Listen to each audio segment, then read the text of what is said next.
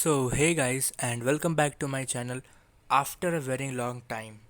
तो आज हम class 11th unit 3 NCERT classification of elements and periodicity in properties, जिसको हम लोग शॉर्ट में पीरियोडिक टेबल चैप्टर भी बोलते हैं, तो इसको आज हम लोग स्टार्ट करने वाले हैं। और ये हमारे 11th एंड 12th दोनों क्लास के इनऑर्गेनिक का ये पहला चैप्टर है। और हम लोग अब इनऑर्गेनिक का एक सीरीज़ शुरू करने वाले इस चैनल पे।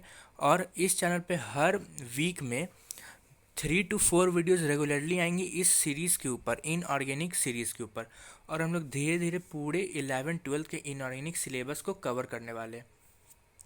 और इस सीरीज़ में हम लोग एक एक करके सब चैप्टर एनसीईआरटी से पढ़ेंगे इनऑर्गेनिक के। और जैसा कि आप लोग को पता है कि नीट और जेई जैसे कम्पिटिटिव एग्ज़ाम्स में एनसीईआरटी से लाइन बाय लाइन से उठा उठा के क्वेश्चन डायरेक्टली एग्जाम्स में पूछते हैं, कुछ भी डेविएशन नहीं होता है। ये नहीं कि एनसीईआरटी से कुछ भी बाहर रहा, इसी से रहते हैं। तो इसीलिए इसका तो एनसीईआरटी हम लोग को पढ़ना मस्ट है। तो इसीलिए हम लोग अब इसका एक सीरीज़ शुरू करने वाले हैं। और अब हम लोग इसको एक एक करके ख़त्म करेंगे। और अगर आप लोग को इसका नोटिफिकेशंस और आपको नोटिफिकेशंस ये सब चाहिए तो आप चैनल को सब्सक्राइब कर सकते हैं, बाकी आपके ऊपर डिपेंड करता है।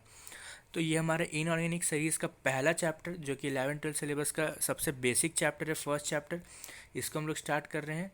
ये इसका फर्स्ट वीडियो है। तो let's start the chapter classification of elements and periodicity in properties. तो हम लोग यहाँ से रीडिंग करना स्टार्ट करते हैं। और अगर आप लोग चाहते हैं कि आपको ये चैप्टर याद रहे साथ में, तो आप दो काम कर सकते हैं। तो एनसीईआरटी अपने सामने खुद लेके बैठिए और पेंसिल से इंपॉर्टेंट पॉइंट्स को अंडरलाइन करिए, या फिर इस वीडियो को बार बार आप लोग रिवाइंड करके देख सकते हैं। स्पीड बढ़ा के भी देख सकते हैं, 1.5x 2x पे इसको रिवीजन के तौर पे भी देख सकते हैं। वैसे मैं हर चैप्टर के लास्ट में एक रिवीजन वीडियो भी डाल दूंगा, और आप लोग बोलेंगे तो मैं इसका नोट्स भी आपको बना के दे दूंगा, जिसमें नोट्स में भी डेप्थ में चीज़ें दी रहेंगी। हाँ, एनसीईआरटी से पूरी मैच्ड होंगी। तो चलिए हम लोग रीडिंग करना स्टार्ट करते हैं।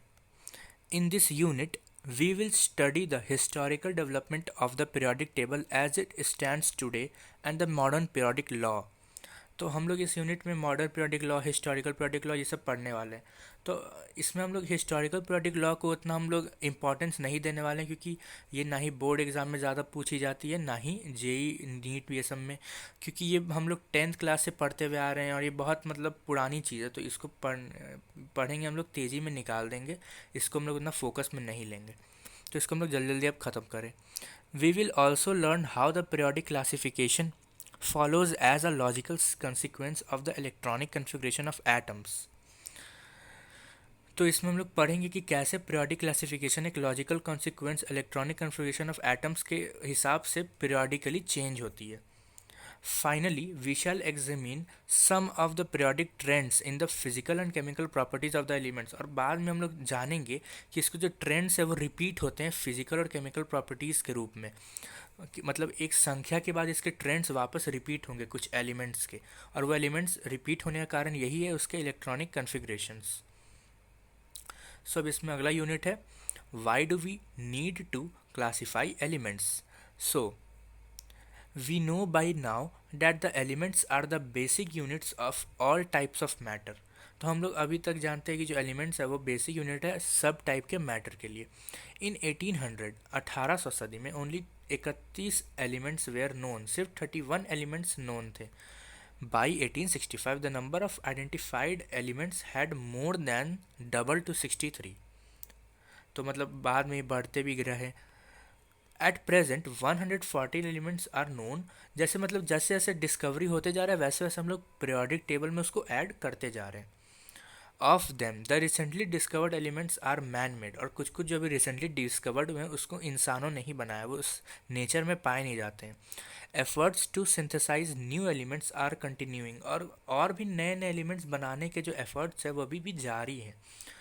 With such a large number of elements, it is very difficult to study individually the chemistry of all these elements and their innumerable compounds individually।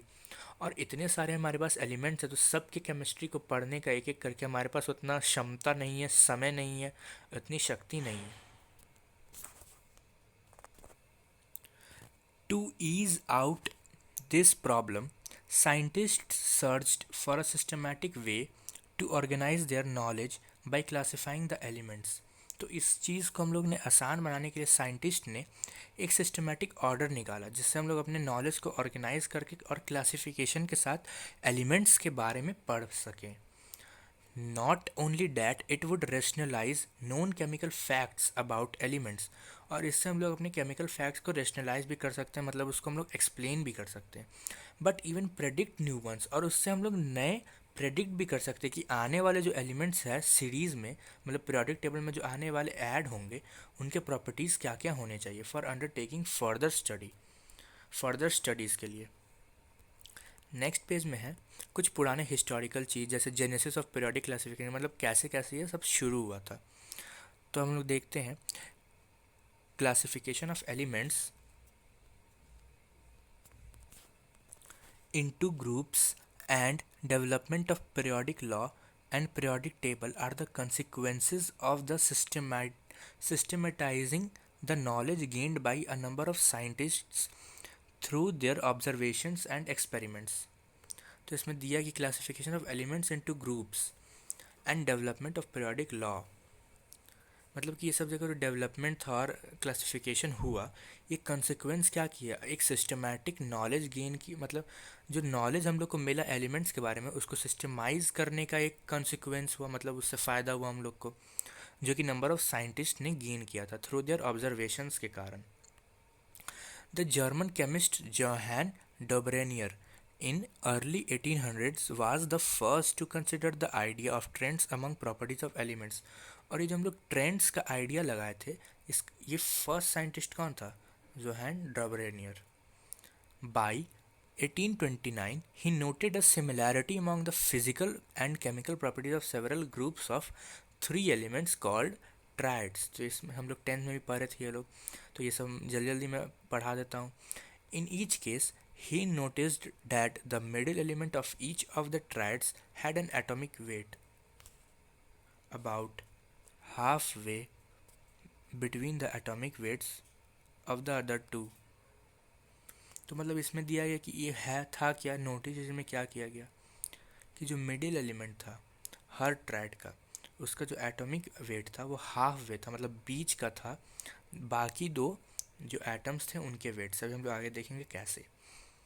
Also the properties of the middle element where in between those of the other, और इसके properties भी कुछ बीच में ही लाई कर रहे थे.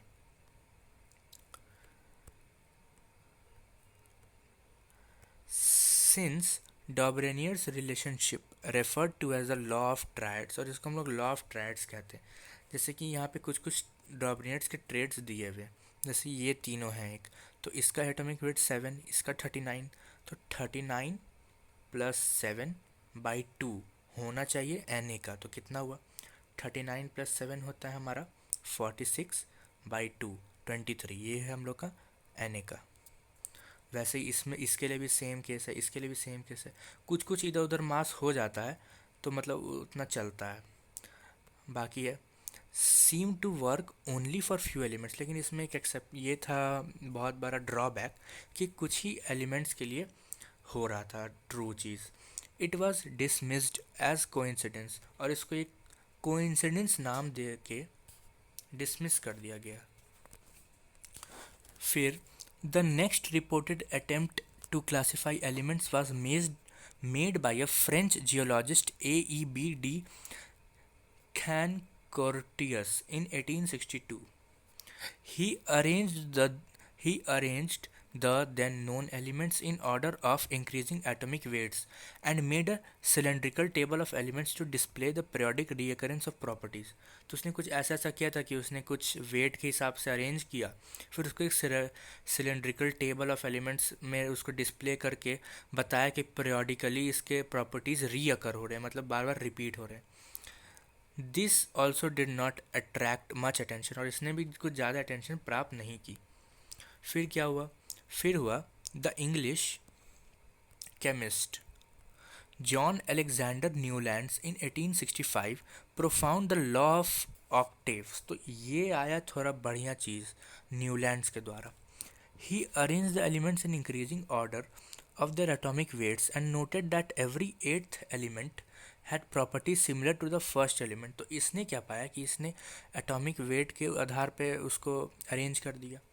और उसके बाद क्या हुआ कि उसको पता चला कि हर आठवें एलिमेंट के लिए उसका जो प्रॉपर्टीज़ था वो रिपीट हो रहा था। मतलब 7 तक वही चल रहा था, फिर जैसे ही आठवां आता तो आठवां पहला से मैच करता, नौवां दूसरा से मैच करता, 10वां तीसरा से मैच करता, कुछ ये ट्रेंड हो रहे थे।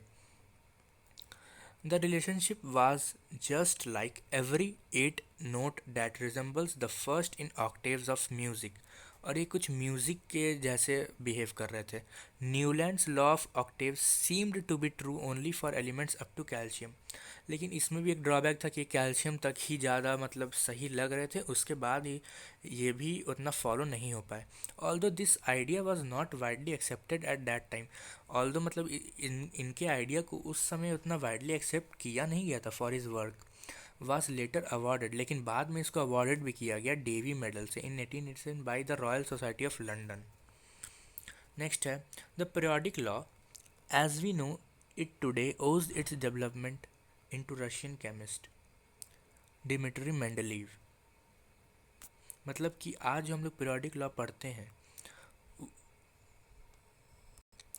वो हम लोगों को मेंडलीव ने ही दिया था बना के। मतलब उसका ज़्यादा मतलब श्रेय उसका कुछ हम लोग मेंडलीव को भी देते हैं। And the German chemist Lothar mayor working independently, दोनों इंडिपेंडेंटली वर्क कर रहे थे, एक साथ नहीं। Both the chemist in 1869 proposed that on arranging elements in that increasing order of their atomic weights, similarities appear in physical and chemical properties at regular intervals। मतलब regular intervals पे फिर से सिमिलैरिटी आ रही थी एटॉमिक वेट्स के कारण। Lothar Meyer plotted and the physical properties such as atomic volume, melting point, boiling point against atomic weight and obtained a periodically repeated pattern। Unlike Newlands, Lothar-Meyer observed a change in length of that repeating pattern। और उन्होंने एक Lothar mayor ने, जैसे कि Newland था तो वो कह रहा था कि चेंज हो रहा था, लेकिन वो बोल रहा था कि सिर्फ आठवें एलिमेंट पे। लेकिन मेयर ने कहा कि नहीं, चेंज हो रहा है और रिपीट भी कर रहा है, लेकिन ज़रूरी नहीं कि आठवें पे। किसी किसी समय 8 पे कर रहा है, फिर कुछ देर बाद 18 पे कर रहा है, कुछ देर बाद 32 पे कर रहा है। मतलब रिपीट तो कर रहा है लेकिन कुछ कुछ अलग लेंथ्स पे कर रहा है। By 1868, Lothar Meyer had developed a table of the elements that closely resembles the modern periodic table। और मैं उन्होंने फिर बाद में चल के बनाया पीरियोडिक टेबल जो कि कुछ कुछ आज के पीरियोडिक टेबल से मैच होती है। However, his work was not published until after the work of Dmitri Mendeleev. लेकिन उनका वर्क को पब्लिश नहीं किया था, लेकिन जब जैसे ही मित्री मेंडलीव आए तब उनके वर्क को पब्लिश कर दिया गया था। The scientist who is generally credited with the development of modern periodic table, जिनको हम लोग मॉडर्न पीरियोडिक टेबल के लिए क्रेडिट देते हैं। While Drobenier initiated the study of the periodic relationship, it was Mendeleev who was responsible for publishing the periodic law for the first time। It states as follow। तो उनका periodic law क्या था? The properties of the elements are a periodic function of their atomic weights। तो उसने कहा था कि the properties of elements periodic function है उसके atomic weight के। Mendeleev arranged elements in horizontal rows and vertical columns of the table in order of their increasing atomic weights in such a way that elements with similar properties occupied the same vertical column or group। तो उसने मतलब कुछ इस प्रकार से सजाया कि elements with similar properties occupied same vertical column और ग्रुप, कि जिन एलिमेंट्स का कुछ प्रॉपर्टी सिमिलर था उसको उसी ग्रुप में रखा या फिर उसी कॉलम में रखा। Mendeleev's system of classification elements was more elaborate than that of Lothar Meyer's। He fully recognized the significance of periodically and used broader range of physical and chemical properties to classify the elements in particular। Mendeleev relied on the similarities of empirical formulas and properties of the compounds formed by the elements। तो मतलब उसने देखा कि बहुत सारे chemical properties ये सब repeat हो रही हैं, ये सब उसने सब एनालिसिस किया। He realized that some of the elements did not fit in this scheme of classification. उसने ये भी रियलाइज़ कि कुछ कुछ स्कीम तो नहीं भी कर रहे हैं, मतलब इसमें फिट नहीं भी बैठ रहे हैं. If the order of atomic weight was strictly followed, अगर order of atomic weight strictly followed होता. He ignored the order of atomic weights thinking about the atomic measurements. और फिर मेंडलीव ने क्या दिमाग लगाया कि जहाँ जहाँ एटॉमिक वेट के कारण वो एक्सेप्शन आ रहा था, तो उसने एटॉमिक वेट को अकाउंट में नहीं लिया और एटॉमिक प्रॉपर्टी के आधार पर उसको आगे कर दिया. Might be incorrect the placed the elements with similar properties together, और फिर उसने सिमिलर प्रॉपर्टीज़ को टुगेदर प्लेस कर दिया. For example iodine with lower atomic weight, जैसे एग्जांपल के लिए आयोडीन जिसका एटॉमिक वेट कम है उसको आगे होना चाहिए दैन डेट ऑफ टेलोरियम, लेकिन वो टेलोरियम से पहले है. was placed in group 7 along with fluorine, chlorine and bromine because of similarities in properties, क्योंकि वही प्रॉपर्टीज़ के सिमिलैरिटी के कारण.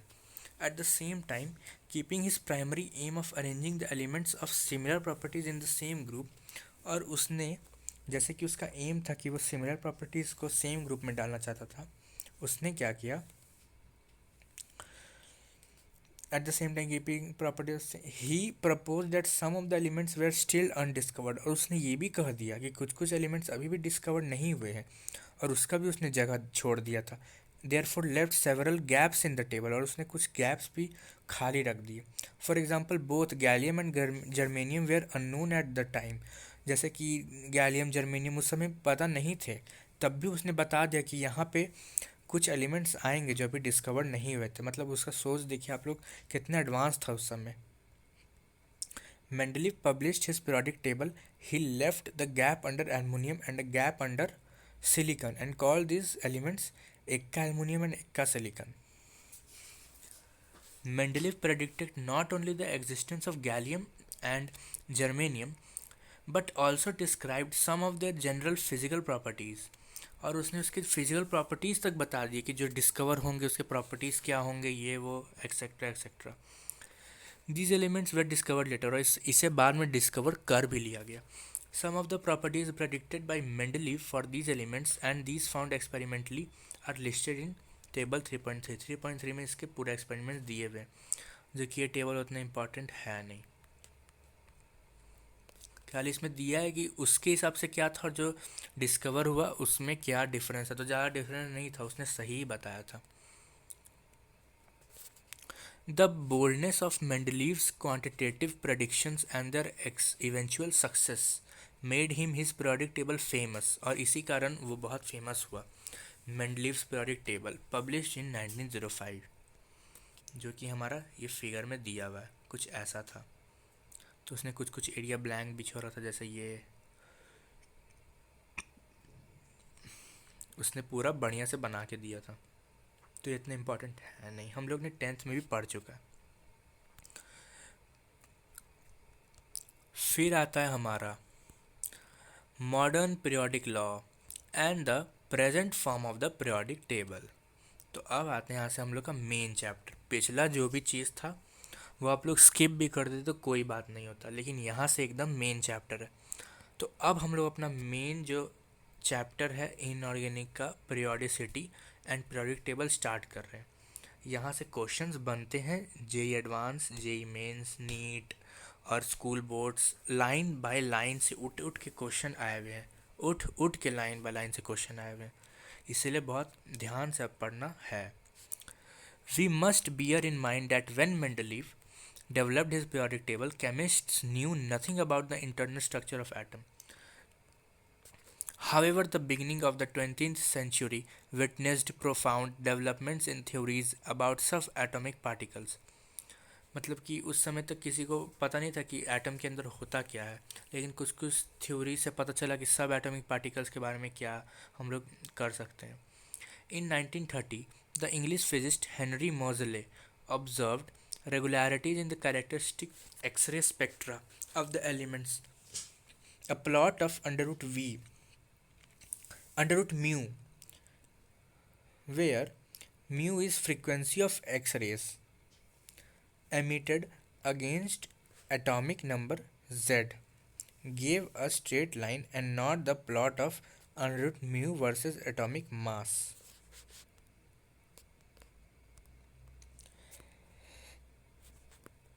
He thereby showed that the atomic number is more fundamental. तो उसने मतलब कुछ कुछ ग्राफ किया, कुछ कुछ एक्सपेरिमेंट किया, उससे उसको ये पता चला कि एटॉमिक नंबर जो था वो ज़्यादा फंडामेंटल था property of an element than its atomic mass. उसके एटॉमिक मास से मतलब ज़्यादा फंडामेंटल एटॉमिक नंबर था. Mendeleev's periodic law was therefore accordingly modified.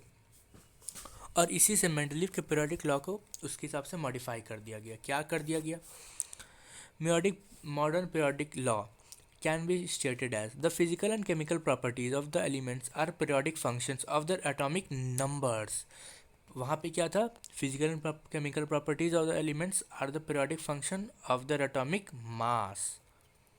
तो इतना चेंज किया हम लोग. फिर आया the periodic law revealed important analogues amongst the 94 naturally occurring elements. Neptunium and plutonium, like actinium and protoactinium. It stimulated renewed interest in inorganic chemistry and has carried into the present with the creation of artificially produced short-lived elements. You may recall that the atomic number is equal to the nuclear charge. और atomic number is equal to the nuclear charge होता है. That is number of protons or the number of electrons in a neutral atom. It is then easy to visualize the significance of quantum numbers and electronic configurations in periodicity of elements. और इसी से हमें पता चलता है कि जो quantum numbers है और पीरियोडिक हम लोग का जो इलेक्ट्रॉनिक कन्फिग्रेशन है, ये सब कितने इम्पॉर्टेंट चीज़ें हैं.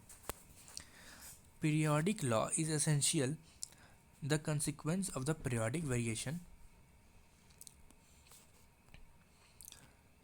पीरियोडिक वेरिएशन कहाँ गया? In electronic configurations, which indeed determine the physical and chemical properties of elements and compounds. तो बेसिकली इसमें यही बोला है कि जो हम लोग का मतलब एटॉमिक नंबर के कारण पीरियोडिसिटी आता है, इसीलिए इलेक्ट्रॉनिक कन्फिग्रेशन, क्वांटम नंबर, ये सब चीज़ें ज़्यादा इंपॉर्टेंट हो जाती हैं. Numerous forms of periodic table have been devised from time to time. Some forms emphasize chemical reactions and valence, whereas others stress the electronic configuration of elements. The modern version is so-called long form of the periodic table of the elements. It is the most convenient and widely used. The horizontal rows, which Mendeleev called series, are called periods, and the vertical columns को बोलते हैं हम लोग groups. Elements having similar outer electronic configurations in their atoms are arranged in vertical columns, referred to as groups or families. तो हम लोग periodic table में देखेंगे कि क्या क्या बोल रहा है.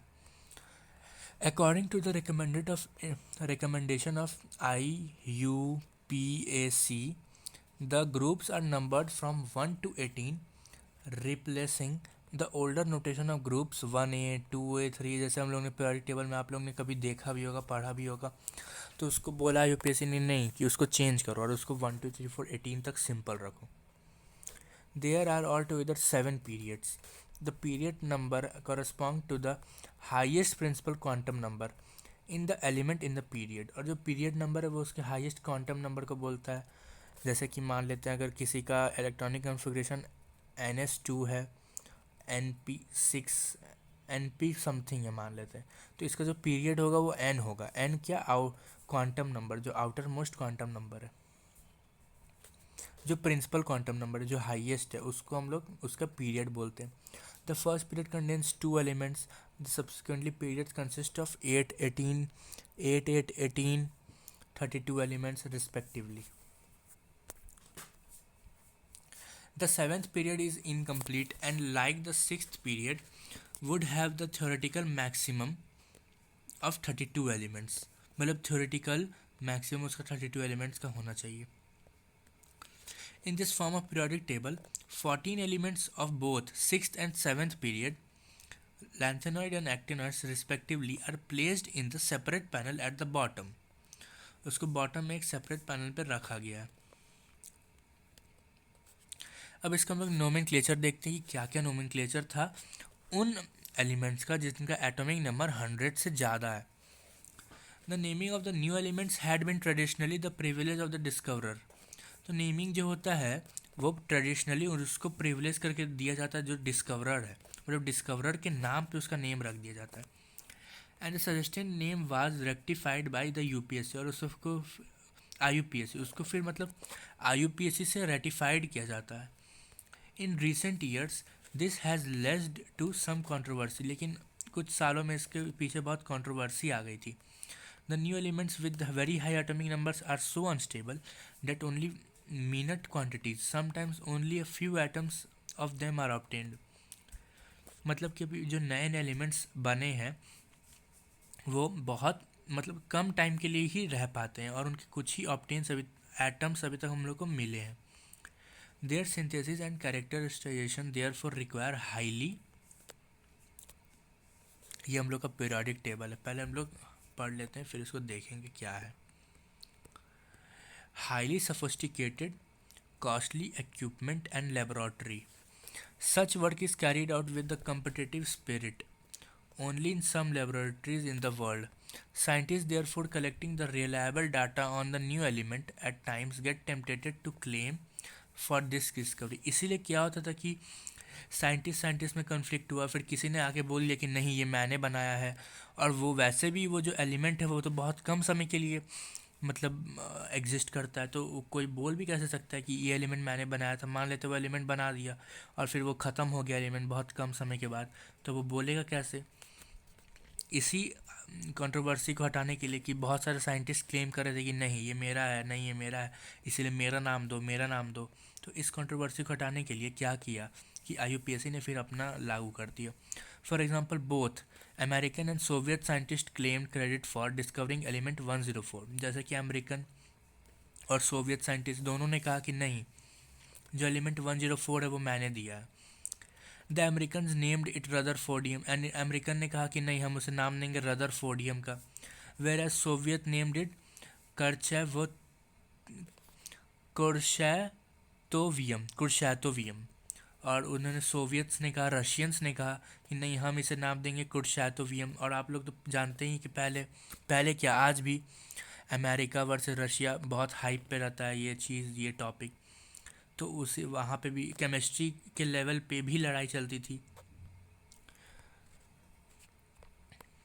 कहाँ है? To avoid such problems